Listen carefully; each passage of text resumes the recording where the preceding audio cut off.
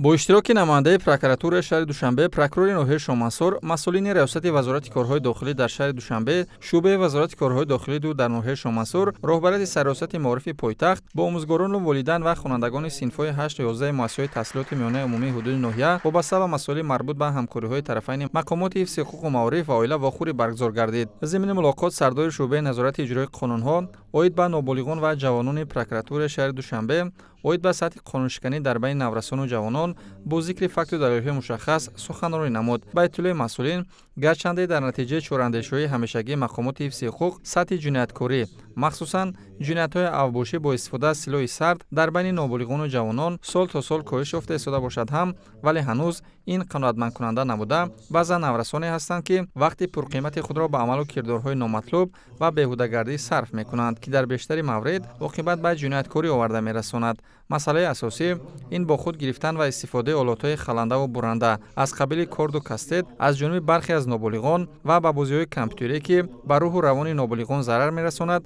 مشغول گردیدن آنها میباشد. از این رو تاکید گردید که برای تعلیم و تربیت نورسان همه قشرهای جامعه مخصوصاً والدین مسئولیت جدی احساس نمایند. در ادامه وابسته به شرح نکته‌های پیام ذکر شد که پیشوای ملت محترم امام علی رحمان در پیام خود سمت‌های اساسی دولتداری، حفظ استقلالیت ملی، مستحکم نمودن و تحکیم بخشیدن دستاوردهای صاحب استقلالی، محافظت نمودن و افزون گرداندن ارزش‌های ملی، تامین نمودن امنیت و بخطری دولت و ملت، بلندبرداری سطح زندگی اهالی، تکمیل دادن نظام معارف و علم، زیاد نمودن مزد معاش و سیاست داخلی و خارجی کشور را بررسی نموده وظیفه مردم کشورمان را برای سال 2025 معین نمودند. شرکت‌داران همزمان ذکر داشتند که خنک نظرانه رفتار نمودن برخی از پدر و مادران با تعلیم و تربیت فرزندان، سر وقت حاضر نشدن به درس‌ها، آوردن و استفاده بردن تلفن موبیلی، غیر مقصدناک استفاده برای شبکه‌های اجتماعی از جانب نابالغان صحبت نموده، باید به پیشگیری مناقشه‌های گروهی، شامل شوی جوانان و نورسان به هر گونه حزب و حرکت‌های خصوصیت تروریستی و اکستریمیستی داشته، زیرک و هوشیار بودن را تاکید نمودند.